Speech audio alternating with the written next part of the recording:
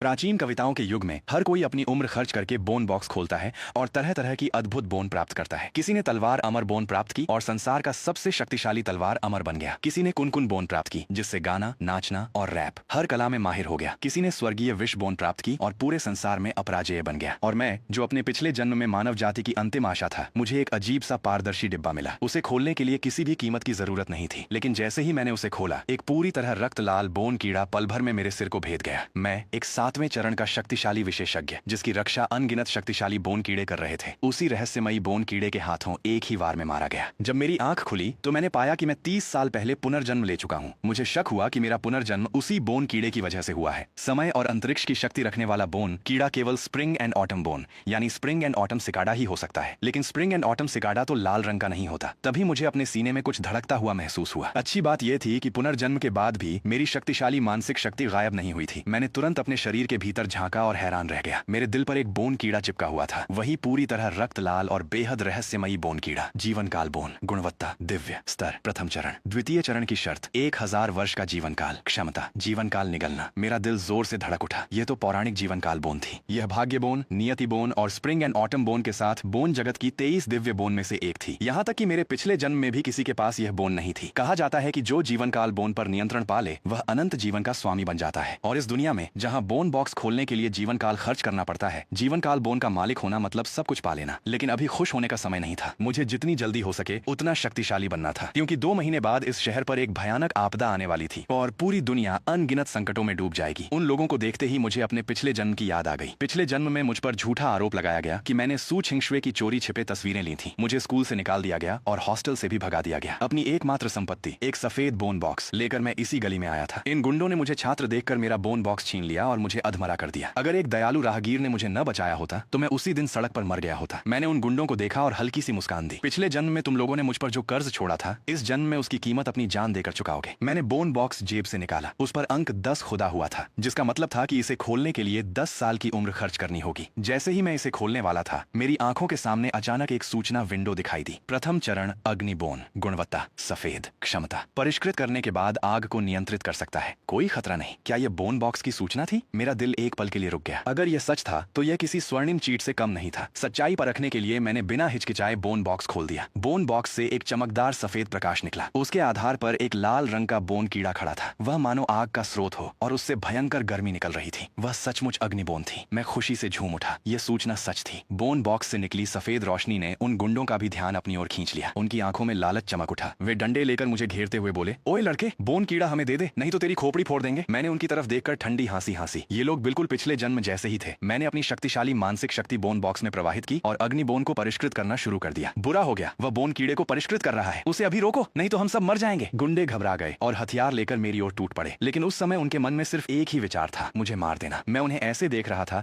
जैसे कोई धीमी गति वाली फिल्म चल रही हो। मेरे पास 7वें चरण के विशेषज्ञ की मानसिक शक्ति थी। बोन कीड़ा न होने पर भी मैं उन्हें आसानी से मार सकता था। ऊपर से मेरी अग्नि बोन का परिष्करण भी पूरा हो चुका था। अगले ही पल तपती हुई आग आसमान की ओर भड़क उठी। मैं मानो अग्निदेव बन गया था। मेरा पूरा शरीर लपटों में घिर गया। मेरी विशाल मानसिक शक्ति अग्निबोन को पूरी तरह नियंत्रित कर रही थी। मैंने बस हाथ लहराया और आग ने पल भर में उन सभी को निगल लिया। पिछले जन्म में मैंने भी दया की भीख मांगी थी। मैंने स्वेच्छा से बोन बॉक्स उन्हें सौंप दिया था, फिर भी उन्होंने मुझे अधमरा कर दिया था। इस बार वे सब जिंदा जलकर मर गए। मैं उनकी लाशों के बीच पहुंचा और जीवन काल बोन को सक्रिय किया। जीवन काल बोन का जीवन काल प्राप्त करने का तरीका बहुत सरल था, मारना। हल्के हरे रंग की जीवन ऊर्जा की पतली पतली धाराएं लाशों से निकलकर मेरे शरीर में समा गईं। सफलतापूर्वक 110 वर्ष का जीवन काल प्राप्त हुआ। मैं इस संख्या से बेहद संतुष्ट था। सिर्फ 8 गुंडों से ही मुझे 110 साल की उम्र मिल गई। वाकई 23 दिव्य बोन में से एक होने के योग्य थी। साधारण बोन मास्टरों को अपनी उम्र बढ़ाने के लिए जीवन कीट बोन को परिष्कृत करना पड़ता था। उसमें बहुत समय और मेहनत लगती थी, लेकिन उसकी तुलना जीवन काल बोन से हो ही नहीं सकती थी। 2 महीने बाद आने वाली आपदा सिर्फ विनाश नहीं बल्कि एक अवसर भी थी। अगर मैं और अधिक शक्तिशाली बन जाऊं तो उन सभी अवसरों को अपने हाथ में ले सकता हूं। कुछ देर सोचने के बाद मुझे बोन व्यापार केंद्र में मिलने वाली शुद्धिकरण बोन याद आई। अगर मैं उसे प्राप्त कर लूं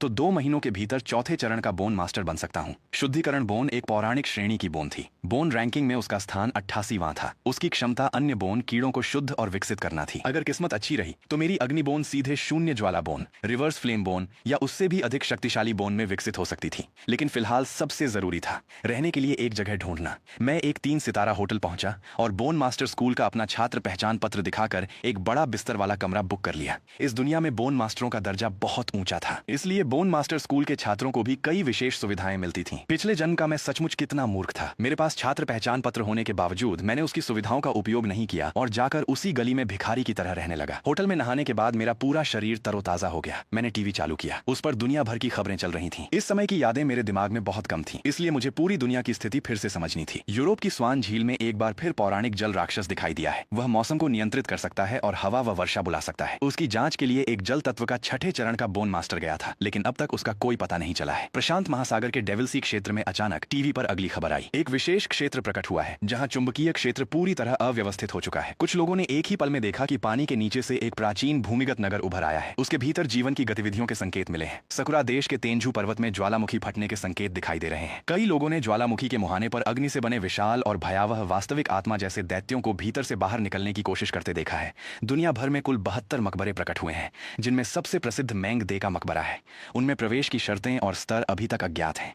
मैं समाचार देखते हुए गहरी सोच में पड़ गया। स्वान झील, डेविल सी और तेंजू पर्वत, पिछले जन्म में ये सभी अत्यंत खतरनाक स्थान थे, लेकिन मेंग दे के 72 मकबरे एक बहुत बड़ा अवसर थे। 6 महीने बाद एक ही दिन उन सभी 72 मकबरों के द्वार अचानक खुल जाएंगे। उनमें से केवल एक ही असली होगा। जो भी उसमें प्रवेश करेगा उसे विरासत प्राप्त होगी और वह पूर्वी हान राजवंश के अंतिम काल के मेंग दे को जगा सकेगा। लेकिन उस समय जिन बोन मास्टरों ने उस असली मकबरे में प्रवेश किया था, उन्होंने मेंग दे को जगाने के बजाय उसे हमेशा के लिए सोने दिया, क्योंकि कोई भी ये दांव खेलने की हिम्मत नहीं कर पाया। किसी को नहीं पता था कि पुनर्जीवित होने के बाद मेंग दे मानव जाति के लिए वरदान बनेगा या अभिशाप, लेकिन मैं जानता था मेंग दे के पुनर्जीवित होने के बाद वो पूरी दुनिया की रक्षा करेगा। इस दुनिया के वे सभी प्रतिभाशाली युवा भी समय से पहले मारे नहीं जाएंगे। इस जन्म में मेंग बॉस को भी बाहर आकर थोड़ा खेलने का मौका देना चाहिए। मैंने मन ही मन निर्णय लिया। दुकान में रखी नीली गुणवत्ता वाली विकास बोन हासिल करने के लिए मैंने पहले अपने पिछले जन्म का एक छोटा सा अवसर वापस लेने का फैसला किया। पिछले जन्म में भागते समय मुझे यूनहे शहर के बाहरी इलाके में एक पुराने पेड़ के नीचे दबा हुआ हरा बोन बॉक्स मिला था। एक हरे बोन बॉक्स की बाजार कीमत 1 लाख चांदी के सिक्के थी, इस पहली पूंजी के साथ। और अब मेरे पास मौजूद सूचना प्रणाली की मदद से मैं सबसे आसान तरीके से पैसा कमा सकता था, बोन बॉक्स खोल सकता था और लाखों मूल्य वाला नीला बोन बॉक्स आसानी से खरीद सकता था। अभी अभी मैंने स्नान किया था और होटल का नाइट गाउन ही पहन रखा था। होटल के रिसेप्शनिस्ट की अजीब नजरों के बीच मैं बाहर निकल गया। गली के मोड़ पर पहुंचते ही मेरी नजर एक परिचित चेहरे पर पड़ी। वह था लिन हान, जो किंग दाओफू संगठन का सदस्य था। किंग दाओफू एक सरकारी संगठन था जिसका काम शहर में घुस आने वाले हत्यारों और राक्षसों का सफाया करना था। पिछले जन्म में इसी व्यक्ति ने गली में मेरी जान बचाई थी जब मैं मौत की कगार पर था। अपने जीवन रक्षक से दोबारा मिलने पर स्वाभाविक रूप से मैं उसके पास गया और मुस्कुराकर बोला, कैप्टन लिन, शुभ संध्या। आज तो बड़े अच्छे मूड में लग रहे हैं। इतनी रात को यहाँ लोगों को मार रहे हैं। बेचारे ये छोटे भिखारी कितनी बुरी तरह मरे हैं। लिन हान मेरी ओर मुड़ा। उसके होंठ अनायास ही फड़क उठे। तुम्हारा ये पहनावा भी बड़ा अलग है। सरकारी संगठन का कप्तान होने के कारण लोगों द्वारा पहचाने जाने पर उसे कोई आश्चर्य नहीं हुआ। मैंने मुस्कुराकर कहा, बस टहलने निकला था, कपड़े बदलने की आलस आ गई। उसने चारों ओर नजर दौड़ाई और बोला, कोई बात नहीं, जल्दी घर लौट जाओ। इस इलाके में एक दुष्ट बोन मास्टर घूम रहा है। इन भिखारियों को उसी ने मारा है। मेरी 7वें चरण की मानसिक शक्ति के पूर्ण छिपाव के कारण लिन हान मेरे शरीर में किसी भी बोन कीड़े की आभा महसूस नहीं कर सका और उस पर मुझे लेकर जरा भी शक नहीं हुआ। मैंने सिर हिलाया। जी कैप्टन लिन, मैं अभी लौट जाता हूँ। उससे दूर जाने के बाद ही मैं मन बड़बड़ाया। दुष्ट बोन मास्टर तुम ही हो। तुम्हारा पूरा खानदान ही दुष्ट बोन मास्टर है। शहर के बाहर का इलाका यूनहे शहर की सुरक्षित सीमा में नहीं आता था। रास्ते में कभी भी हत्यारे या राक्षस मिल सकते थे। कुछ देर सोचने के बाद मैंने पहले अपनी प्रथम चरण अग्निबोन को विकसित करने का निर्णय लिया। अग्निबोन एक बहुत सामान्य बोन कीड़ा था। उसकी लड़ाई की क्षमता न बहुत अधिक थी और न बहुत कम, इसलिए उसके दूसरे चरण में विकसित होने की शर्त भी बहुत सरल थी, 10 वर्ष का जीवन काल। सामान्य परिस्थितियों में जब तक कोई अपनी बोन की विकास दिशा तय करके उसे लंबे समय तक उपयोग करने का इरादा न रखे, अधिकांश लोग निम्न स्तर की बोन को विकसित नहीं करते। पहला कारण यह था कि दूसरे चरण में पहुंचने के बाद भी उसकी शक्ति में बहुत अधिक वृद्धि नहीं होती। दूसरा कारण था जीवन काल का अत्यंत मूल्यवान होना। कोई भी अपनी उम्र ऐसी बोन पर खर्च नहीं करना चाहता था जिसे भविष्य में कभी भी छोड़ना पड़ सकता था। लेकिन मेरे लिए जीवन काल केवल एक संख्या था। इस समय मेरे पास 121 वर्ष का जीवन काल था। ये पूरी तरह पर्याप्त था। मैंने सूचना पैनल खोला और विकास का विकल्प चुन लिया। जैसे ही मेरे 10 वर्ष का जीवन काल अग्निबोन में समाया, उसके पूरे शरीर से अचानक प्रचंड अग्नि फूट पड़ी। उसके शरीर की लपटें पहले से कहीं अधिक प्रचंड हो गईं और उस पर अग्नि की नई रेखाएं उभर आईं। हालांकि अग्निबोन की शक्ति में बहुत बड़ा परिवर्तन नहीं आया और उसे कोई नई क्षमता भी नहीं मिली, लेकिन उसकी आग की तीव्रता पहले की तुलना में लगभग दोगुनी हो गई। 1 घंटे बाद मैं आखिरकार पिछले जन्म की यादों में मौजूद उसी पुराने पेड़ के नीचे पहुंच गया। पिछले जन्म में मैं पीछा किए जाने के कारण गलती से यहाँ आ गया था।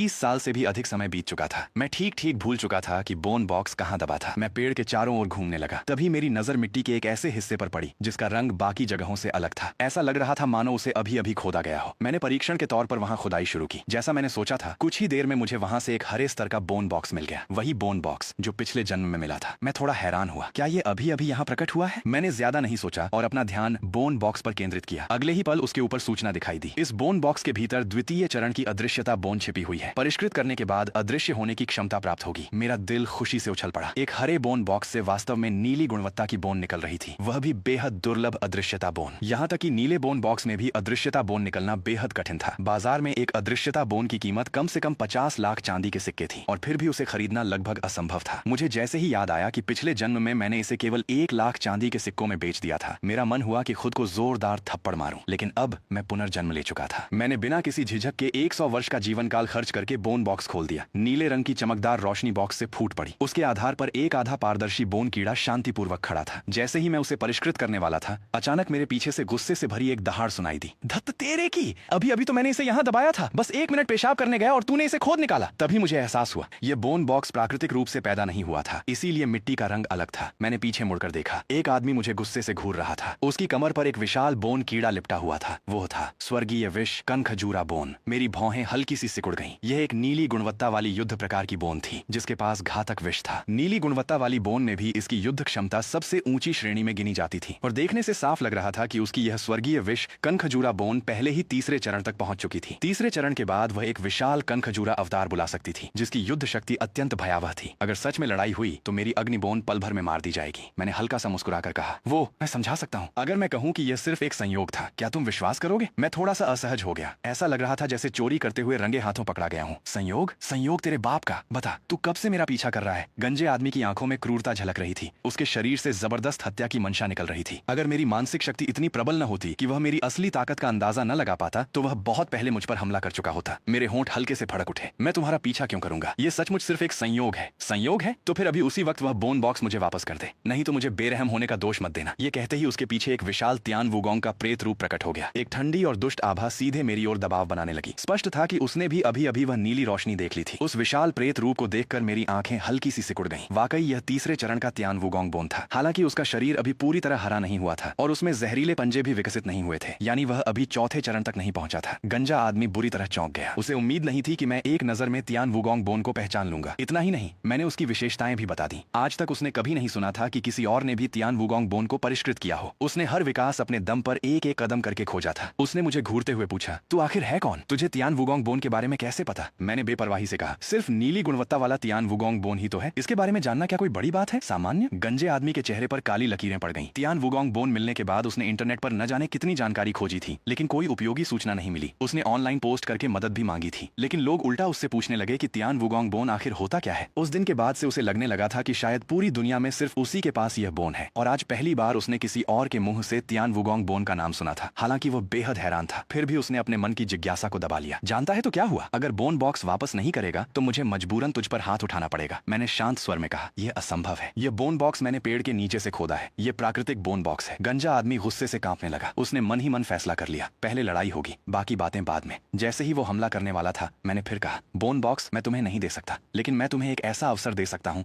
जिससे तुम सीधे चौथे चरण में पहुंच जाओगे। उसका दिल जोर से धड़क उठा। वह पूरे 10 वर्षों से तीसरे चरण में अटका हुआ था। अगर सचमुच चौथे चरण तक पहुंच सकता था तो एक नीली बोन क्या, वह अपनी पूरी संपत्ति भी खुशी खुशी दे देता। उसने मेरी ओर देखते हुए कहा, अगर तू सच में मुझे चौथे चरण तक पहुंचा दे तो यह हरा बोन बॉक्स तेरा। ऊपर से मैं तेरा एक एहसान भी मानूंगा। कैसा रहेगा? मैंने मुस्कुराकर कहा, इसके अलावा मुझे त्यान वुगोंग बोन की एक बूंद मुख्य विष भी चाहिए। आखिर मैं तुम्हें चौथे चरण का इतना बड़ा अवसर दे रहा हूँ। त्यान वुगोंग बोन की मुख्य विष बूंद बेहद मूल्यवान थी। उसकी केवल एक बूंद खोने से ही उसकी लड़ाई की क्षमता काफी कम हो जाती थी, इसलिए यह विशेष सामग्री बाजार में लगभग कभी उपलब्ध नहीं होती थी। यह सचमुच ऐसी वस्तु थी जिसकी कीमत तो थी, लेकिन मिलना लगभग असंभव था। गंजे आदमी ने तुरंत सिर हिलाकर मना कर दिया, यह बिल्कुल नहीं हो सकता। त्यान वुगोंग में कुल मिलाकर कुछ ही मुख्य विष की बूंदें होती हैं। उसकी प्रतिक्रिया मेरी उम्मीद के मुताबिक ही थी, लेकिन मैंने मन ही मन सोचा, अगर मैं इसे चौथे चरण तक पहुंचा दूं तो क्या इसे फिर भी विष की कमी रहेगी?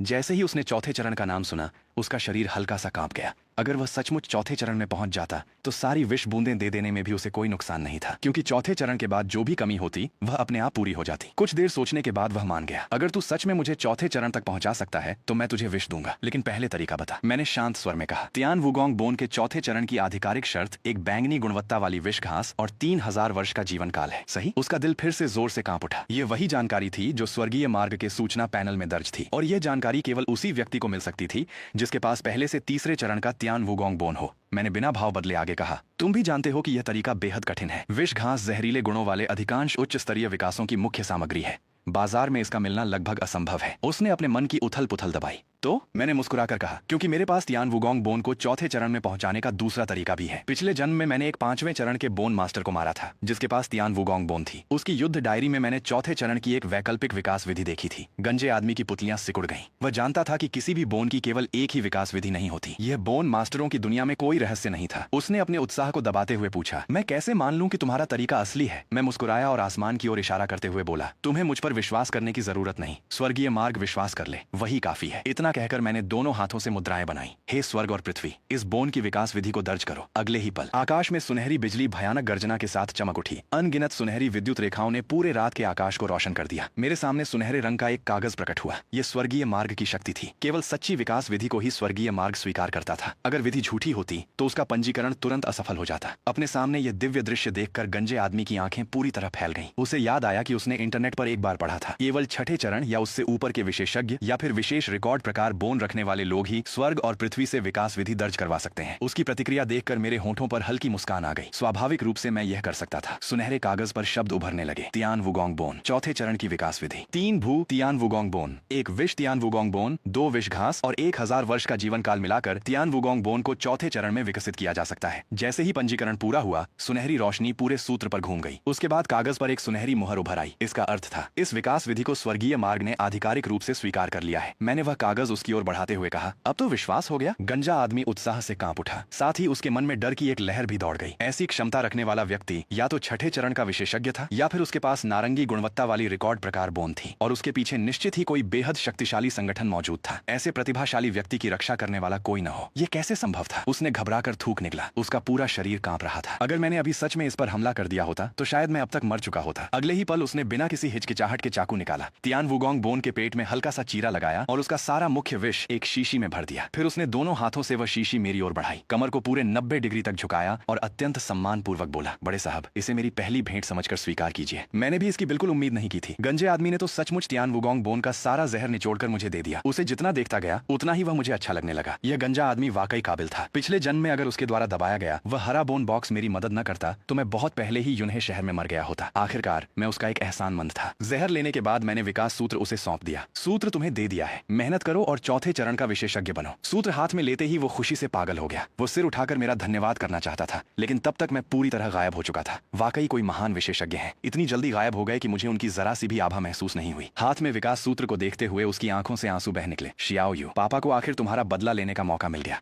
लेकिन गंजा आदमी ये नहीं जानता था कि मैं वास्तव में गया ही नहीं था, मैं बस अदृश्य हो गया था। इतनी देर में मैं पहले ही अदृश्यता बोन को पूरी तरह परिष्कृत कर चुका था। मैंने मन ही मन सोचा, लगता है इस गंजे आदमी की भी कोई दर्द भरी कहानी है। यह सूत्र देना उसके एहसान का बदला चुकाना ही समझो। मैं शिनलान शहर की बोन मार्केट स्ट्रीट पहुंचा। पूरी सड़क लगभग 1500 मीटर लंबी थी। यहाँ बोन मास्टरों की जरूरत की लगभग हर चीज खरीदी जा सकती थी। इस बार मेरा केवल एक ही लक्ष्य था, ज्यादा से ज्यादा बोन बॉक्स खोलना। जितनी अधिक शक्तिशाली बोन मिलेंगी उतनी जल्दी मेरी ताकत बढ़ेगी। इस समय मेरे पास कुल 3 बोन थी। सर्वोच्च लाल गुणवत्ता वाली जीवन काल बोन, नीली गुणवत्ता वाली अदृश्यता बोन, सफेद गुणवत्ता वाली अग्नि बोन। लेकिन इन तीनों के गुण आपस में मेल नहीं खाते थे। वे मिलकर किसी भी तरह का विशेष प्रभाव पैदा नहीं कर सकती थी। इसके अलावा मैंने अभी तक स्वर्गीय मार्ग में आधिकारिक रूप से अपनी बोन मास्टर रैंक का पंजीकरण भी नहीं कराया था। इसलिए सख्ती से कहूं तो मैं अभी एक साधारण बोन मास्टर भी नहीं था, पहले चरण का भी नहीं। मुझे सबसे अधिक जिज्ञासा इस बात की थी कि मेरे पास पिछले जन्म के 7वें चरण की मानसिक छाप मौजूद है। अगर मैं दोबारा पहले चरण तक पहुंचूंगा तो क्या स्वर्गीय मार्ग मुझे फिर से पुरस्कार देगा? स्वर्गीय मार्ग के पुरस्कार केवल हर चरण में पदोन्नति के समय ही मिलते हैं, और वे पुरस्कार अक्सर अत्यंत दुर्लभ होते हैं। उनमें से कई तो वास्तविक दुनिया में किसी भी कीमत पर प्राप्त नहीं किए जा सकते। सोचते सोचते मैं एक बोन बॉक्स की दुकान में पहुंच गया। एक बेहद आकर्षक महिला सेल्स गर्ल तुरंत मुस्कुराते हुए मेरे पास आई। आदरणीय ग्राहक, आपका स्वागत है। क्या आपको किसी गाइड की आवश्यकता है? मैंने हाथ हिलाकर मना कर दिया। जरूरत नहीं। वह समझदार थी, वह तुरंत पीछे हट गई। आखिर कोई भी समझदार व्यक्ति किसी बोन मास्टर के पीछे जबरदस्ती नहीं पड़ता जब तक कि उसे अपनी उम्र बहुत ज्यादा न लगने लगे। दुकान की अलमारियों पर अधिकांश सफेद और धूसर बोन बॉक्स रखे थे। केवल बीच के सबसे महत्वपूर्ण हिस्से में एक नीला बोन बॉक्स रखा था। मैंने अपनी दृष्टि उन सभी बोन बॉक्स पर केंद्रित की। तुरंत एक एक करके सूचनाएं दिखाई देने लगी। धूसर बोन बॉक्स, इसके अंदर बेकार मिट्टी का ढेर है, पोषण इतना कम है कि इसमें फूल भी नहीं उगेंगे। सफेद बोन बॉक्स, इसके अंदर गोबर का एक बड़ा ढेर है, खोलते ही बदबू से बेहाल हो जाओगे। सफेद बोन बॉक्स, इसके अंदर एक जल बूंद बोन है, सफेद गुणवत्ता की सबसे साधारण युद्ध प्रकार बोन। धूसर बोन बॉक्स, इसके अंदर एक विषैला मधुमक्खी जैसा जीव है, इसकी गति बेहद तेज है, खोलते ही तुम घायल हो सकते हो, यहाँ तक कि मर भी सकते हो। सफेद बोन बॉक्स, इसके अंदर मृत्यु बोन है, इसे खोलते ही तुम उसी क्षण मर जाओगे। जितना अधिक मैं देखता गया,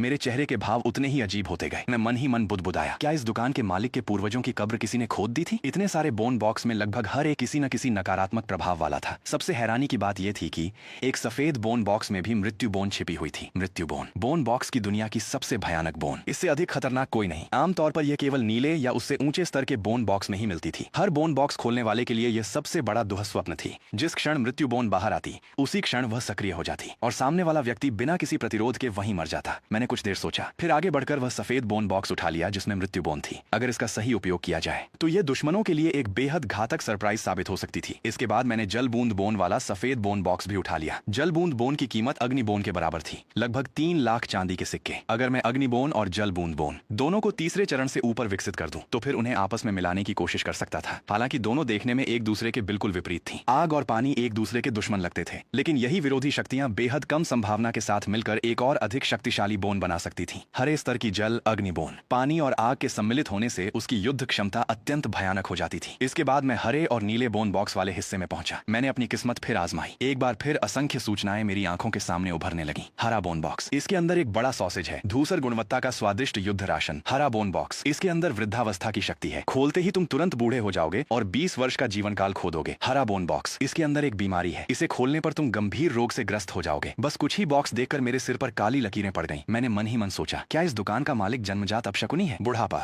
बीमारी, दुर्भाग्य, ऐसे बोन बॉक्स जिन्हें देखकर कुत्ता भी सिर हिलाकर चला जाए, वह सब खरीद कर ले आया था। कोई आश्चर्य नहीं कि दुकान पूरी तरह सुनसान थी, एक भी ग्राहक नहीं था। अगर मेरे पास यह सूचना देखने की क्षमता न होती तो शायद मैं जिंदा इस दुकान से बाहर भी नहीं निकल पाता। मैंने धैर्य रखते हुए सभी बॉक्स देखे। आखिरकार मुझे कुछ अच्छे बोन बॉक्स मिल ही गए। एक में 10,000 वर्ष वाला जीवन कीट था, उसे परिष्कृत करने पर सीधे 10,000 वर्ष का जीवन काल मिल सकता था। साधारण बोन मास्टरों के लिए जीवन काल बढ़ाने का यही एकमात्र तरीका था। उसकी कीमत कम से कम 1 करोड़ चांदी के सिक्के थी। एक नीली गुणवत्ता की तीर बोन भी थी, उच्च आक्रमण क्षमता वाली युद्ध प्रकार बोन। उससे हत्या करना केवल एक विचार भर की दूरी पर था। उसकी कीमत कम से कम 50 लाख चांदी के सिक्के थी। इसके अलावा एक हरी गुणवत्ता की विद्युत बोन भी थी, जिसकी कीमत लगभग 8 लाख चांदी के सिक्के थी। मैं कुल 9 बोन बॉक्स लेकर भुगतान काउंटर पर पहुंचा। एक नीला बोन बॉक्स 10 लाख, 5 हरे बोन बॉक्स 50 लाख, 3 सफेद बोन बॉक्स 3 लाख, कुल मिलाकर 9 बोन बॉक्स की कीमत। इस समय मेरे कार्ड में 30 लाख चांदी के सिक्के थे, पूरी तरह पर्याप्त। असल में यहाँ आने से पहले मैं तियान वुगोंग बोन के जहर की एक बूंद बेचकर पैसे जुटाने वाला था, लेकिन रास्ते में मेरी मुलाकात एक तीसरे चरण की महिला बोन मास्टर से हुई, जिसकी बोन गंभीर रूप से घायल थी। मैंने अपने 7वें चरण की मानसिक शक्ति से उसकी बोन का उपचार कर दिया। उसने मुझे उपचार शुल्क के रूप में सीधे 30 लाख चांदी के सिक्के दिए। उसी समय मुझे कमाई का एक और तेज तरीका भी समझ में आ गया। बोन मास्टरों के लिए बोन की योजना बनाना, उपयुक्त संयोजन सुझाना और उनकी समस्याओं का निदान करना हमेशा से एक अलग पेशा रहा है। प्रसिद्ध विशेषज्ञ तो केवल परामर्श के लिए ही करोड़ों चांदी के सिक्कों से कम नहीं लेते थे, और मैं कभी 7वें चरण का विशेषज्ञ रह चुका था। बोन कीड़ों के बारे में मेरा ज्ञान वास्तविक अर्थों में एक महान गुरु के स्तर का था। मैंने पूछा, वैसे क्या आपकी दुकान बोन कीड़े भी खरीदती है? सेल्स गर्ल ने तुरंत जवाब दिया, जी सर, हम सभी बोन कीड़ों को बाजार की मानक कीमत पर खरीदते हैं। क्या आपके पास बेचने के लिए अतिरिक्त बोन कीड़े हैं? मैंने सिर हिलाया। मैंने तय किया कि इन 9 बोन बॉक्स में से जो 2 बोन कीड़े मेरे किसी काम के नहीं हैं, उन्हें बेच दूंगा। आखिर मेरे पास दिव्य नेत्र था। अगर मुझे बोन बॉक्स खोलने के लिए भी पैसे की चिंता करनी पड़े तो ये मेरे लिए शर्म की बात होती। असल में मेरी योजना थी कि बोन बॉक्स खरीदने के बाद मैं गरीबों वाली बस्ती में घूमूं और कुछ अत्यंत दुष्ट भिखारों से थोड़ा बहुत जीवन काल भी इकट्ठा कर लूं। लेकिन अब मेरे पास 10,000 वर्ष वाला जीवन कीट था। फिलहाल उन्हें एक और दिन जीने देता हूँ। इस समय मेरे पास 111 वर्ष का जीवन काल बचा था। इतना एक सफेद बोन बॉक्स खोलने के लिए पर्याप्त था। मैंने सफेद बोन बॉक्स उठाया। जैसे ही उसमें 10 वर्ष का जीवन काल डाला, बॉक्स से तेज सफेद प्रकाश फूट पड़ा। मेरे सामने एक मोटा सा बोन कीड़ा दिखाई दिया। उसके शरीर पर मांस की 10 गोलाकार परतें थीं। हर परत 1000 वर्ष के जीवन काल का प्रतीक थी। पास पास खड़ी सेल्स गर्ल ने अपना मुंह दोनों हाथों से ढक लिया। वह उत्साह से लगभग उछल पड़ी। 10,000 वर्ष वाला जीवन कीट, ये सचमुच 10,000 वर्ष वाला जीवन कीट है। सर आपकी किस्मत तो कमाल की है। पूरा 1 महीना हो गया, आखिरकार हमारी दुकान से किसी ने कुछ अच्छा निकाला है। मेरे होंठ हल्के से फड़क गए। तुम्हारी दुकान से पूरे 1 महीने से कोई अच्छी चीज नहीं निकली। वह बार बार सिर हिलाने लगी। हाँ बिल्कुल, पिछले 1 महीने में जो भी ग्राहक हमारी दुकान में आया वह बुरी तरह घाटे में गया। यहाँ तक कि 2 ग्राहक तो दुकान के अंदर ही मर गए। एक ग्राहक ने विस्फोट बोन निकाली और वहीं उड़ गया। दूसरे ने दुर्भाग्य बोन निकाली, दुकान से बाहर निकलते ही फिसल गया और कुत्ते के गोबर में घुटकर मर गया। जितना सुनता गया उतना ही मुझे अजीब लगता गया। मैं मन ही मन सोचने लगा, इस दुकान के मालिक के पूर्वजों की कब्र किसी ने जरूर खोदी होगी। ये तो हद से ज्यादा अपशकुनी था। 1 महीना बिना किसी अच्छी चीज के निकल गया, ऊपर से 2 लोग मर भी गए। मेरी अजीब नजरों को देखकर सेल्स गर्ल ने फिर जल्दी से अपना मुंह ढक लिया। वो शायद अब हमारी दुकान की बदकिस्मती खत्म हो गई है। देखिए ना, आपने तो 10,000 वर्ष वाला जीवन कीट निकाल लिया। इसकी कीमत कम से कम 1 करोड़ चांदी के सिक्के है। वह घबराते हुए बोली, सर आप बाकी बोन बॉक्स वापस तो नहीं करेंगे? उसके दिल में घबराहट साफ दिखाई दे रही थी। अगर दुकान के मालिक को पता चल गया कि उसकी बातों की वजह से 15 लाख चांदी के सिक्कों के बोन बॉक्स वापस हो गए तो वह उसे जरूर डांटेगा, शायद नौकरी से भी निकाल देगा। मैं मुस्कुराया और सिर हिलाया। चिंता मत करो, मैं उन्हें वापस नहीं करूंगा। हो सकता है मुझसे पहले आने वाले लोग सारे खराब बॉक्स चुनकर ले गए हों, अब सिर्फ अच्छे बॉक्स ही बचे हों। 10,000 वर्ष वाले जीवन कीट को परिष्कृत करने के बाद मैंने एक हरा बोन बॉक्स उठाया। जैसे ही उसमें 100 वर्ष का जीवन काल डाला, बॉक्स से तेज हरी रोशनी फूट पड़ी। उसके बाद बिजली से घिरा हुआ एक बोन कीड़ा मेरे सामने प्रकट हुआ। ये दृश्य देखकर सेल्स गर्ल पूरी तरह स्तब्ध रह गई। विद्युत बोन, इसकी बाजार कीमत 8 लाख चांदी के सिक्के है। सर आपने फिर से कमाल कर दिया। क्या सचमुच हमारी दुकान की बदकिस्मती खत्म हो गई? वह इतनी खुश हुई कि अगले ही पल खुशी से उछल पड़ी। वाह, अब मैं अभागी दुकान की सेल्स गर्ल नहीं रही। आज से यह दुकान भाग्यशाली दुकान कहलाएगी। इसके बाद मैंने लगातार 3 और हरे बोन बॉक्स खोले। पहले बॉक्स से निकली हरी गुणवत्ता की भंडारण बोन। इसमें सामान रखा जा सकता था। उसका भंडारण स्थान केवल 1 घन मीटर था। बाजार कीमत 15 लाख चांदी के सिक्के। दूसरे बॉक्स से निकली हरी गुणवत्ता की सौंदर्य बोन। इसे परिष्कृत करने के बाद कोई भी लड़की और अधिक सुंदर हो जाती थी और इसमें किसी प्रकार की प्लास्टिक सर्जरी का कोई निशान नहीं रहता था। बाजार कीमत 10 लाख चांदी के सिक्के। तीसरे बॉक्स से निकली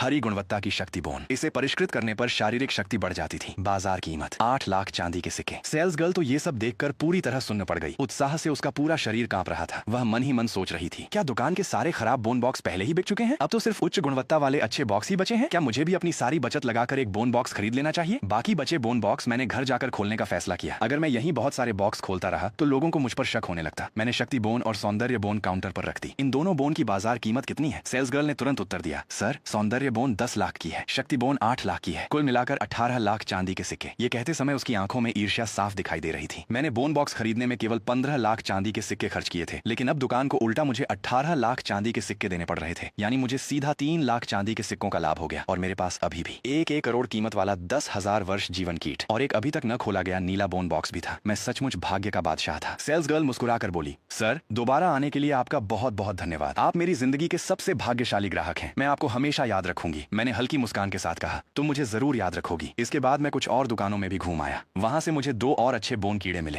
पहली नीली गुणवत्ता की गुरुत्वाकर्षण बोन, जो मेरी आभा पूरी तरह छिपा सकती थी। दूसरी हरी गुणवत्ता की गति बोन, जो मेरी चलने और दौड़ने की गति बढ़ा सकती थी। इसके अलावा मैंने बोन कीड़ों के विकास के लिए आवश्यक कुछ सामग्री भी खरीद ली। हैरानी की बात यह थी कि मेरे चांदी के सिक्के कम होने के बजाय अब 2 करोड़ से भी अधिक हो चुके थे। जहां तक विद्युत बोन की बात थी, मैंने उसे सीधे बेच दिया, क्योंकि भविष्य में बोन संयोजन के लिए उसका मेरे पास कोई उपयोग नहीं था। अब मेरे सामने एक नई समस्या थी। मैंने पूरे बाजार में बैंगनी गुणवत्ता या उससे ऊंचे स्तर की एक भी बोन नहीं देखी। लगभग सभी उच्च स्तरीय बोन बड़े बड़े संगठनों के कब्जे में थी। भले ही उनके पास उन्हें खोलने के लिए पर्याप्त जीवन काल न हो, फिर भी वे उन्हें बाजार में आने नहीं देते थे। यह एक तरह का एकाधिकार था, ताकि स्वतंत्र बोन मास्टर अधिक शक्तिशाली न बन सकें। लेकिन इस दुनिया के लिए यह पूरी तरह बुरी बात भी नहीं थी, क्योंकि बड़े संगठनों के बोन मास्टरों पर कुछ न कुछ नियंत्रण रहता था। वे अपनी शक्ति का मनमाना दुरुपयोग नहीं कर सकते थे। लेकिन अगर कोई स्वतंत्र बोन मास्टर दुष्ट बन जाए और उसके पास पर्याप्त उच्च स्तरीय बोन भी हो, तो वो पूरी दुनिया के लिए बहुत बड़ा खतरा बन सकता था। इस दुनिया के सबसे बड़े संगठनों में मुख्य रूप से 3 थे, जिंगशी संघ, योमिंग महल और शुआनथियन मंडप। जिंगशी संघ सरकारी संगठन था, सबसे शक्तिशाली। पूरे शेंझोउ की हर शहर में उसकी शाखाएं थीं।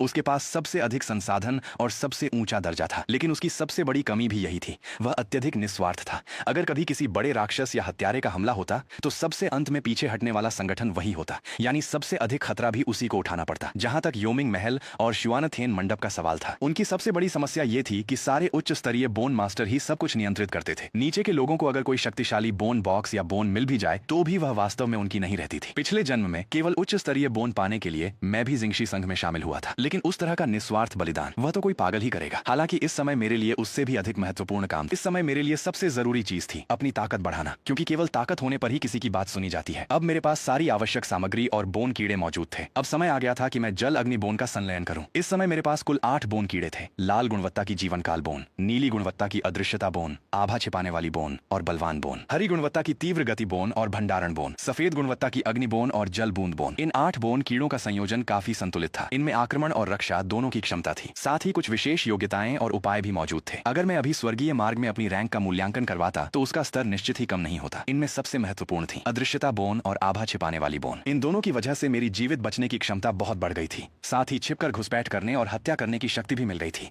अगर इन्हें बलवान बोन के साथ जोड़ा जाए तो मैं एक उत्कृष्ट हत्यारा बन सकता था। जरा कल्पना करो, मैं पहले अदृश्य हो जाऊं, फिर अपनी पूरी आभा छिपा दूं, चुपचाप लक्ष्य के पीछे पहुंचूं और बलवान बोन से उसके सिर पर एक ही वार कर दूं।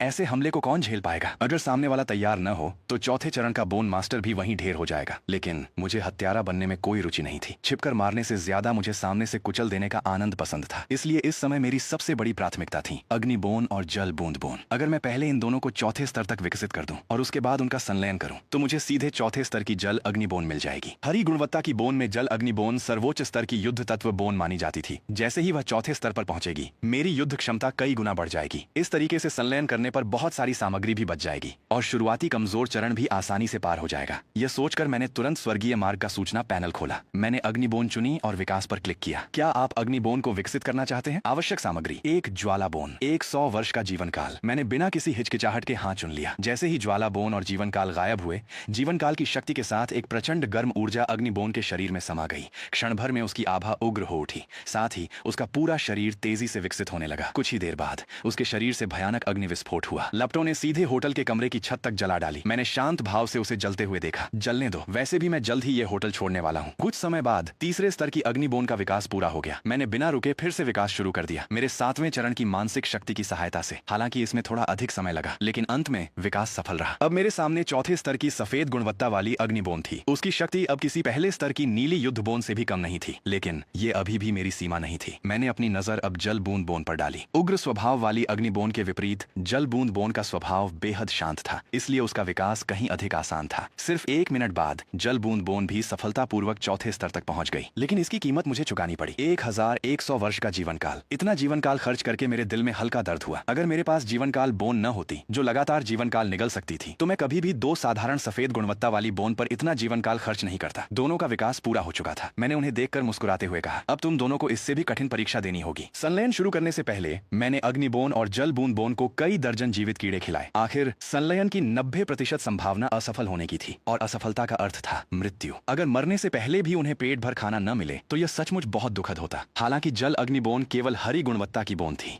लेकिन चौथे स्तर की जल अग्निबोन की क्षमता में गुणात्मक परिवर्तन आ जाता था। यह कुछ उस ऑटो चेस गेम जैसा था जो मैं पहले खेला करता था, जहां एक 3 सितारा सफेद नायक कई बार एक सितारा नीले या यहां तक कि बैंगनी नायक से भी अधिक शक्तिशाली हो जाता था। इसके बाद मैंने फिर से स्वर्गीय मार्ग का सूचना पैनल खोला। संलयन शुरू करने से पहले मैंने उसमें कई ऐसी औषधियां भी मिलाई जो जल और अग्नि की विरोधी शक्तियों को संतुलित कर सकती थी। साथ ही मेरी मानसिक शक्ति भी लगातार सहायता कर रही थी। इससे संलयन की बहुत कम सफलता संभावना भी थोड़ी बढ़ सकती थी। अगले ही पल एक चमकदार प्रकाश गोला प्रकट हुआ। उसने अग्निबोन और जल बूंद बोन दोनों को अपने भीतर समा लिया। दोनों बोन कीड़े साफ तौर पर घबरा गए। फिर उन्हें मानो समझ आ गया कि क्या होने वाला है। उन्होंने एक दूसरे की ओर देखा। उनकी आंखों में केवल क्रोध और शत्रुता थी। आखिर पानी और आग स्वभाव से ही एक दूसरे के विरोधी थे। अब उन्हें जबरदस्ती एक बना दिया जा रहा था। स्वाभाविक था कि वे इसका विरोध करें। इसी कारण पिछले जन्म में भी जल अग्निबोन बेहद दुर्लभ थी। उसी समय मेरे द्वारा पहले से तैयार की गई औषधियों ने अपना प्रभाव दिखाना शुरू किया। प्रकाश गोले के भीतर एक शांत और कोमल संतुलन शक्ति फैलने लगी। वह धीरे धीरे अग्निबोन और जल बूंद बोन के बीच टकराती शक्तियों को शांत करने लगी। मैंने भी तुरंत अपनी मानसिक शक्ति सक्रिय की। मैं लगातार दोनों बोन कीड़ों को शांत करता रहा। धीरे धीरे उनके शरीर गैस में बदलने लगे और फिर वे दोनों पूरी तरह एक दूसरे में विलीन हो गए। आखिरकार मेरे सामने एक बिल्कुल नया बोन कीड़ा प्रकट हुआ। बधाई हो, संलयन सफल रहा। आपको हरी गुणवत्ता की दुर्लभ बोन जल अग्निबोन प्राप्त हुई। जल अग्निबोन के शरीर का आधा हिस्सा नीला था और आधा लाल। उसके भीतर पानी और आग की शक्तियां पूर्ण संतुलन में मौजूद थीं। मेरे मन में भी अपार उत्साह भर गया। मैंने तुरंत उसका सूचना पैनल खोला। बोन कीड़ा, जल अग्निबोन, गुणवत्ता हरी। स्तर 4 क्षमता जल और अग्नि। कौशल 1 प्रवाहित जल अग्नि धुआं। यह अत्यधिक गर्म जल अग्नि धुआं छोड़ सकती है। इस धुएं में अत्यधिक तापमान होने के साथ साथ पानी का गुण भी मौजूद रहता है। यदि कोई इससे जल जाए तो उसके शरीर पर लगातार बहने, भीगने और नमी का प्रभाव बना रहता है। ये साधारण आग की तरह आसानी से बुझाई नहीं जा सकती। कौशल 2 उबलता जल। भीषण अग्नि द्वारा अत्यधिक गर्म किया गया उच्च ताप वाला उबलता जल। इस उबलते जल में अग्नि के सभी गुण मौजूद रहते हैं। उच्च तापमान, भीषण गर्मी और निरंतर जलने की क्षमता। कौशल 3 जल वाष्प विस्फोट। पानी और आग की शक्ति को अत्यधिक दबाकर प्रयोग करना। पानी और आग लगातार आपस में मिलकर संकुचित होते रहते हैं, जिससे वे अस्थिर हो जाते हैं और अंत में एक भयंकर विस्फोट होता है। जल अग्नि अस्थि की जानकारी देखकर मैंने संतोष से सिर हिलाया। तीनों कौशल क्षेत्रीय एओई प्रभाव वाले थे। एक बार इन्हें इस्तेमाल किया जाए तो दुश्मनों की पूरी भीड़ एक साथ मारी जा सकती थी। ये सोचकर मेरा फिर से कत्लेआम करने का मन होने लगा। अब अस्थि योद्धा की स्वर्गीय रैंकिंग करने का समय था। स्वर्गीय रैंकिंग के बाद अस्थि योद्धाओं को तरह तरह के स्वर्गीय पुरस्कार मिलते हैं। यहाँ तक कि दुर्लभ प्रतिभाएं और उच्च श्रेणी की अस्थियां भी प्राप्त हो सकती हैं। मुझे भी नहीं पता था कि मेरी रैंक क्या आएगी, क्योंकि मानसिक शक्ति रैंकिंग के दायरे में शामिल नहीं थी। मैंने मंत्र मुद्रा बनाई और एक सुनहरी रोशनी मेरे शरीर पर चमक उठी। जांच जारी। प्रथम स्तर की लाल श्रेणी की आयु अस्थि पाई गई। इसकी विशेष प्रकृति को देखते हुए इसे रैंकिंग चयन में शामिल नहीं किया जाएगा। प्रथम स्तर की नीली श्रेणी की अदृश्यता, अस्थि, छिपाव अस्थि और मजबूत अस्थि पाई गई। उत्कृष्ट गुणवत्ता और बेहतरीन संयोजन। मूल्यांकन।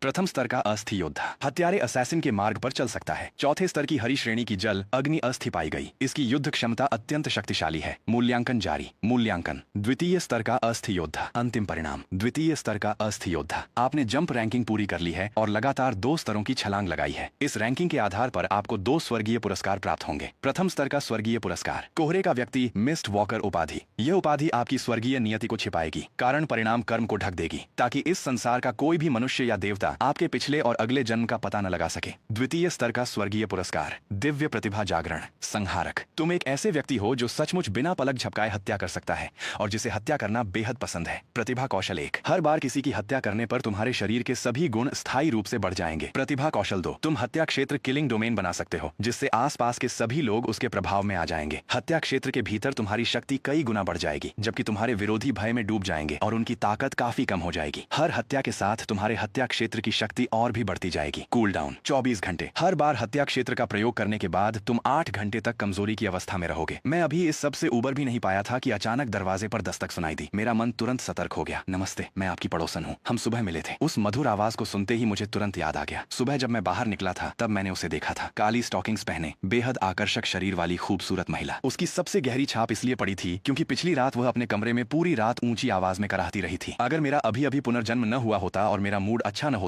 तो मैं कब का जाकर उसका दरवाजा तोड़ चुका होता। मैंने हल्की सी आंखें सिकोड़ लीं और सोचने लगा, आधी रात को यहाँ आने का क्या मतलब है? क्या वह सचमुच जीवन पर चर्चा करने आई है? ये तो बिल्कुल असंभव था। इतनी रात में किसी खूबसूरत औरत का आना, इसके पीछे जरूर कोई मकसद था। ये सोचते ही मेरे होंठों पर अनजाने में मुस्कान आ गई। उस मुस्कान में उत्साह और उम्मीद साफ झलक रही थी। आखिर आज मैंने अभी तक किसी की हत्या नहीं की थी। मैंने दरवाजा खोला और मुस्कुराते हुए कहा, सुंदरी, अंदर आकर बैठना चाहोगी? वह एक पल के लिए चौंक गई। दरवाजा खुलते ही इतने सीधे हो? उसने बहुत से रंगीले आदमी देखे थे, लेकिन इतना खुला हुआ शायद पहली बार देखा था। वह मुस्कुराई। लगता है हमारी सोच मिलती है। जिंदगी छोटी है, इसलिए उसका आनंद लेना चाहिए। उसके शरीर से एक बेहद अनोखी खुशबू आ रही थी। उसके पूरे शरीर से एक परिपक्व स्त्री का आकर्षण झलक रहा था। छोटे भाई, तुम्हें इस बात से तो परेशानी नहीं कि मैं तुमसे बड़ी हूँ? बिल्कुल नहीं, मुझे तो तुम्हारे जैसी परिपक्व महिलाएं ही पसंद हैं। ये कहते हुए मैंने उसकी ठोड़ी हल्के से उंगलियों में पकड़ ली। उसकी त्वचा बेहद मुलायम और लोचदार थी। मन ही मन मैंने सोचा, अगर इसमें चाकू घुसाया जाए तो एहसास बहुत भरा पूरा होगा। सचमुच ये औरत तो जैसे मरने के लिए ही पैदा हुई है। वह धीरे धीरे मेरी ओर बढ़ने लगी और बड़े अभ्यास के साथ अपने कपड़े उतारने लगी। अब मुझे समझ आ गया था कि उसका असली उद्देश्य क्या था। वह सचमुच मेरे साथ कुछ अंतरंग करना चाहती थी,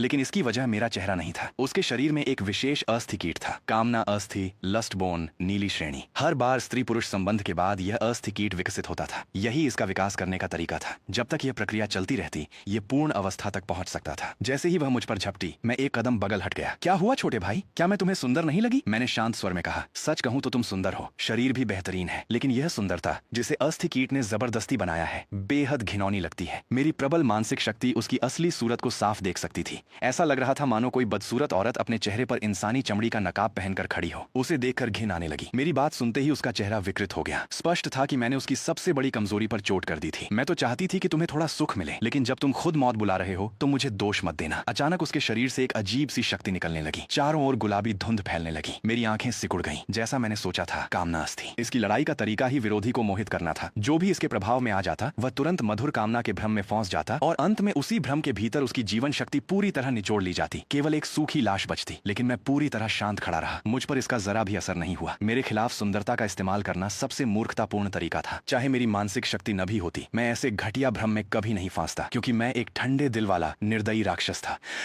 असंभव! तुम पर इसका कोई असर कैसे नहीं हुआ? वह अविश्वास से मुझे देखने लगी। अब तक जब भी उसने कामना अस्थि का प्रयोग किया था, हर आदमी तुरंत उसके भ्रम में फंस जाता था। चेहरे पर वासना भरी मुस्कान आ जाती थी और वह उसके इशारों पर नाचने लगता था। लेकिन इस बार सब कुछ विफल हो गया। मैंने उसे तिरस्कार भरी नजर से देखा। सिर्फ एक नीली श्रेणी की कामना अस्थि ही तो है, नारंगी श्रेणी की वासना अस्थि भी। तुम मुझे अपने मोह से कभी डिगा नहीं सकती। पिछले जन्म में मेरा सामना एक ऐसी स्त्री से हुआ था जो अत्यंत सुंदर और स्वाभाविक रूप से मोहक थी। वह पूरी तरह प्राकृतिक सुंदरता वाली थी और उसके पास प्रसिद्ध वासना अस्थि भी थी। इतने बड़े प्रलोभन के सामने भी मैं पर्वत की तरह अडिग रहा। मेरे मन में जरा भी हलचल नहीं हुई, यहाँ तक कि वह खुद अपने जीवन पर शक करने लगी थी। तुम्हें कैसे पता कि मैं कामना अस्थि का अभ्यास करती हूँ? क्या तुम प्रतियोगिता संघ के आदमी हो? खूबसूरत औरत घबरा गई और तुरंत अपनी मानसिक शक्ति से आसपास की जांच करने लगी, लेकिन उसे कहीं कोई घात लगाकर बैठा हुआ नहीं मिला। मैं शांत स्वर में बोला, अभी नहीं, लेकिन तुम्हें मारने के बाद मैं जरूर बन जाऊंगा। मैंने पहले ही तय कर लिया था कि इस औरत की हत्या करके उसी को प्रतियोगिता संघ में शामिल होने का प्रमाण बनाऊंगा। मेरी बात सुनकर उसका चेहरा बेहद बदसूरत हो गया। क्या तुम्हें लगता है कि मेरे पास सिर्फ कामना अस्थि ही है? इतना कहते ही उसके सिर पर दो कान उगाए। उसकी कमर के पीछे एक भूरी पूंछ निकल आई। दोनों हाथों के नाखून भी तुरंत तेज चमकदार पंजों में बदल गए। वन बाघ अस्थि, नीली श्रेणी। युद्ध के समय यह अपने धारक को वन बाघ का रूप दे देती थी। उसकी प्रतिक्रिया गति कई गुना बढ़ जाती थी और शरीर बेहद फुर्तीला हो जाता था। वह लड़ते लड़ते दुश्मन को मोहित भी कर सकती थी। अच्छी बात यह थी कि यह सबसे निम्न स्तर की वन बाघ अस्थि थी। जैसा सोचा था, अस्थि गुरु लोग सचमुच साधारण नहीं होते। वह मुझे घूरते हुए ठंडी आवाज में बोली, अगर मैंने सही अंदाजा लगाया है तो तुमने अभी अभी अपने कमरे में अस्थि कीट को साधा है और अभी अभी अस्थि गुरु बने हो, है ना? अब मैं तुम्हें दूसरे स्तर के अस्थि गुरु की असली ताकत दिखाऊंगी। मैं हल्का सा मुस्कुराया। कितना संयोग है, मैं भी दूसरे स्तर का अस्थि गुरु हूँ। वह ठंडी हंसी हंसी। उसे मेरी बात पर जरा भी विश्वास नहीं हुआ। अगले ही पल उसका शरीर बिजली की तरह मेरी ओर झपटा। उसने अपने लंबे पंजे सीधे मेरे सीने की ओर बढ़ा दिए। मैंने अपने भीतर की विकृत अस्थि सक्रिय की और एक तरफ हट गया। बचते हुए मैंने उसकी लोमड़ी जैसी पूंछ को हल्के से छू भी लिया। वह बेहद मुलायम थी। मैं मुस्कुराकर बोला, वैसे क्या तुम थोड़ा और फर उगा सकती हो? मैं उससे एक मफलर बनाना चाहता हूँ। मेरी बात सुनते ही वह पूरी तरह आग बबूला हो गई। वह फिर से मुझ पर झपटी। साथ ही उसने अपने दूसरे अस्थि कीट को भी सक्रिय कर दिया, मोहक सुगंध अस्थि। मैंने शांत स्वर में कहा, अगर तुम्हारी ताकत बस इतनी ही है तो अब मैं तुम्हें मारने वाला हूँ। अगले ही क्षण मेरी दोनों आंखों का रंग बदल गया। एक आग की तरह लाल हो गई, दूसरी पानी की तरह निर्मल नीली। फिर मेरी दोनों हथेलियों पर दो अलग अलग लपटें प्रकट हुई। एक नीली सफेद लौ जो असहनीय ठंड से भरी थी, दूसरी लाल अग्नि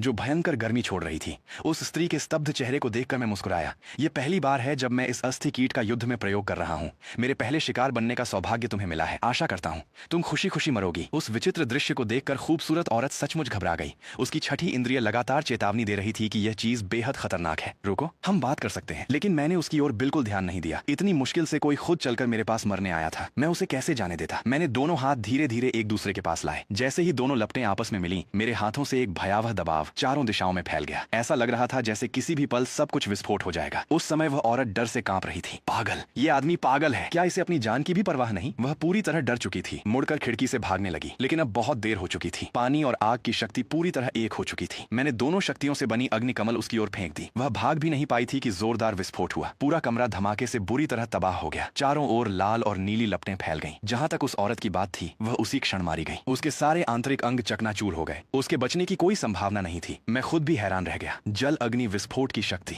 इतनी भयानक है। बिखरे हुए कमरे को देखकर मेरे होंठ अनायास फड़क उठे। मैंने कसम खाई कि मेरा होटल उड़ाने का कोई इरादा नहीं था। यह सचमुच एक दुर्घटना थी। इसके बाद मैं उस औरत के शव के पास गया और उसकी आयु अवशोषित करने लगा। सफलतापूर्वक आयु अवशोषित हुई 1312 वर्ष। उसी समय मेरी दिव्य प्रतिभा संहारक भी सक्रिय हो गई। मेरी शक्ति, शारीरिक मजबूती और मानसिक शक्ति सभी में कुछ न कुछ स्थायी वृद्धि हुई। फिर मैंने होटल का फोन उठाया और रिसेप्शन पर कॉल किया, ऊपर आकर मेरा कमरा बदल दीजिए। जब रिसेप्शन की लड़की ने कमरे की हालत देखी तो उसके पैर वहीं कांपने लगे। उसे पहले सुनाई दिया वह भयंकर विस्फोट याद आ गया। उसके मन में डर और भी बढ़ गया। मैंने उसकी हैरानी भरी शक्ल देखकर भी जरा सी शर्म महसूस नहीं की। गलती से इस कमरे में आग लग गई। मेरा कमरा बदल दो। कमरे का जो भी नुकसान हुआ है उसकी भरपाई कोई और कर देगा। मैंने पहले ही प्रतियोगिता संघ में शामिल होने का फैसला कर लिया था, इसलिए ये झंझट भी वही लोग संभालेंगे। हालांकि मेरे बैंक खाते में अभी भी 2 करोड़ से ज्यादा थे, लेकिन मुफ्त में काम निकलवाने जैसी अच्छी आदत मैं छोड़ने वाला नहीं था। रिसेप्शन की लड़की का चेहरा पूरी तरह सफेद पड़ गया। उसने जल्दी जल्दी सिर हिलाया। जी सर, इसी मंजिल पर एक कमरा अभी साफ हुआ है। दाईं ओर तीसरा कमरा आपका है। उसका कार्ड दरवाजे पर लगा हुआ है। मैंने जाते जाते कहा, और हाँ, उस औरत को मैंने ही मारा है। अब तुरंत पुलिस को फोन करो। कहना कि यहाँ एक दुष्ट अस्थि गुरु आया है और प्रतियोगिता संघ से से कुछ बड़े अधिकारियों को भेजें। मेरी बात सुनकर रिसेप्शन की लड़की अनायास पीछे मुड़ी। अगले ही पल उसकी भयभीत चीख पूरे होटल में गूंज उठी। मैंने भौहें सिकोड़ ली। चिल्ला क्यों रही हो? जल्दी जाकर पुलिस को फोन करो। उसने तुरंत अपना मुंह ढक लिया। मुझे देखने वाली उसकी आंखों में सिर्फ डर ही डर था। दुष्ट अस्थि गुरु। उसे पूरा विश्वास हो गया था कि मैं सचमुच एक दुष्ट अस्थि गुरु हूँ। मैंने होटल में एक औरत की हत्या कर दी थी और वो औरत बिना कपड़ों के पड़ी थी। उसने मन ही मन न जाने क्या क्या सोच लिया। वो घबराकर वहां से भाग गई। उसे जाते हुए देखकर मुझे लगा शायद कहीं कुछ गड़बड़ हो गई है। वो कांपते हुए रिसेप्शन पहुंची और तुरंत पुलिस को फोन लगाया। हेलो, क्या ये प्रतियोगिता संघ है? यहाँ एक दुष्ट अस्थि गुरु है। उसने होटल का पूरा कमरा उड़ा दिया है। उसने एक औरत की भी हत्या कर दी है। वह औरत बिना कपड़ों के थी। शायद उसके साथ कुछ गलत भी हुआ है और उसी ने मुझे पुलिस को फोन करने के लिए कहा है। मुझे नहीं पता उसने कोई जाल बिछाया है या नहीं। कृपया जल्दी आइए, मुझे बचाइए। दूसरी ओर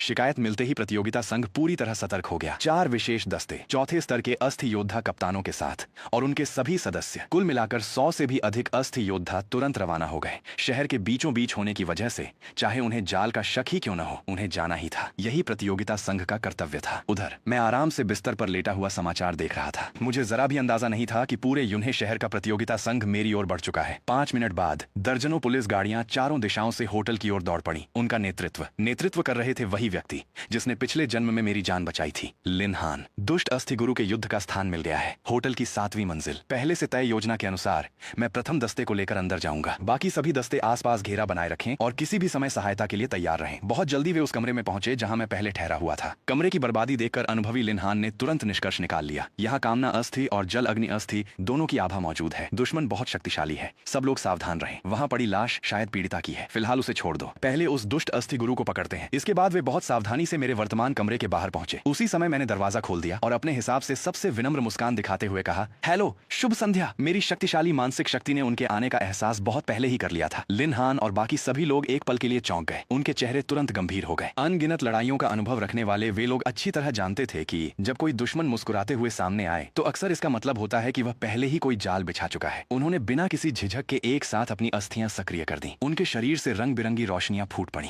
अगले ही पल उन्होंने बिना किसी प्रतिरोध के मुझे काबू कर लिया। मैं पूरी तरह उलझ गया। रुकिए कप्तान लिन, आप लोग ये क्या कर रहे हैं? लिन हान ने आंखें हल्की सिकोड़ ली। कल रात तुम्हारा उस गली में दिखाई देना सचमुच कोई संयोग नहीं था। सोचा नहीं था कि तुम एक दुष्ट अस्थि गुरु इतनी गहराई तक छिपे हुए हो। मेरे होंठ अनायास फड़क उठे। मैं दुष्ट अस्थि गुरु हूँ? तभी टीम के एक सदस्य ने तुरंत कहा, कप्तान देखिए, इसने खुद ही मान लिया। ये सुनकर मुझे तो लगभग खून की उल्टी आने वाली थी। लिन हान ने मेरा चेहरा देखा तो उन्हें भी कुछ अजीब लगा। अगर मैं सचमुच दुष्ट अस्थि गुरु होता तो बिना विरोध किए इतनी आसानी से पकड़ा क्यों जाता? उन्होंने गंभीर स्वर में कहा, मैं तुम्हें 30 सेकंड देता हूँ, सब कुछ साफ साफ समझाओ। बेबस होकर मुझे आज रात की पूरी घटना शुरू से अंत तक बतानी पड़ी। मेरी बात सुनने के बाद सब लोग कुछ देर के लिए चुप हो गए। बिंग निंग, तुम जाकर घटनास्थल की जांच करो। कुछ ही देर बाद बिंग निंग वापस आ गई। कप्तान, वह औरत सचमुच दुष्ट अस्थि गुरु थी। उसके शरीर में कामना अस्थि, मोहक सुगंध अस्थि और वन बाघ अस्थि के अवशेष मिले हैं। जो कुछ उसने कहा सब सच है। लिन हान और बाकी लोगों के चेहरे पर तुरंत झिझक दिखाई दी। माफ करना, हमने तुम्हें गलत समझ लिया। उसी समय मुझे भी समझ आ गया कि यह सब क्यों हुआ। जरूर उस रिसेप्शन वाली लड़की ने गलत खबर फैला दी होगी। अचानक लिन हान को कुछ याद आया। तुमने जल अग्नि अस्थि को साध लिया है ना? शायद अब वह तीसरे स्तर की होगी। मैंने सिर हिलाया। हाँ, लेकिन तीसरे स्तर की नहीं, चौथे स्तर की। क्या? चौथे स्तर की जल अग्नि अस्थि। लिन हान और बाकी सभी लोग हैरान रह गए। जल अग्नि अस्थि बेहद विशेष मानी जाती थी। हरी श्रेणी की अस्थियों में इसकी युद्ध क्षमता लगभग सर्वोच्च स्तर पर थी। यहाँ तक कि तीसरे स्तर की कई नीली श्रेणी की युद्ध अस्थियां भी इसकी बराबरी नहीं कर पाती थी। लिन हान ने पूछा, क्या तुम्हारे पीछे कोई संगठन है? अगर तुम प्रतियोगिता संघ में शामिल होना चाहो तो इस दुष्ट अस्थि गुरु को मारने का पूरा श्रेय तुम्हें दिया जाएगा। संघ के भीतर मिलने वाले पुरस्कार भी बहुत अच्छे होते हैं। अगर तुम्हारे पीछे कोई संगठन है तब भी तुम उसके बारे में सोच सकते हो। जरूरत पड़ी तो मैं खुद उनसे बात करूंगा। आजकल प्रतियोगिता संघ में लोगों की भारी कमी थी। इतना शक्तिशाली और इतना युवा योद्धा। लिन हान उसे किसी भी कीमत पर खोना नहीं चाहते थे। हालांकि मैंने पहले ही प्रतियोगिता संघ में शामिल होने का फैसला कर लिया था, लेकिन अधिक लाभ पाने के लिए मैंने बाहर से पूरी शांति बनाए रखी। मैंने पूछा, अगर मैं प्रतियोगिता संघ में शामिल हो जाऊं तो मुझे क्या मिलेगा? वैसे भी मेरे पीछे कोई संगठन नहीं है। मेरी बात सुनकर लिन हान तुरंत बोले, तुम्हारी युद्ध क्षमता को देखते हुए संघ में शामिल होते ही मैं तुम्हें सीधे तीसरे स्तर का शुद्धिकर्ता नियुक्त करने का वादा कर सकता हूँ। हर महीने 10 नीली श्रेणी के अस्थि कोर या एक बैंगनी श्रेणी का अस्थि कोर मिलेगा। साथ ही 1 करोड़ रजत मुद्राएं भी। इसके अलावा आज की घटना का पूरा श्रेय भी तुम्हें मिलेगा। तुम्हें काफी मात्रा में योगदान अंक मिलेंगे। उन अंकों से तुम संघ के भीतर ऐसी चीजें खरीद सकोगे जो बाजार में उपलब्ध नहीं है। प्रतियोगिता संघ में शुद्धिकर्ताओं की रैंक 5 स्तरों में बांटी जाती थी। 5वां स्तर सबसे नीचे और पहला स्तर सबसे ऊंचा। पहले स्तर के ऊपर भी विशेष, सुपर और अल्ट्रा जैसी श्रेणियां थीं।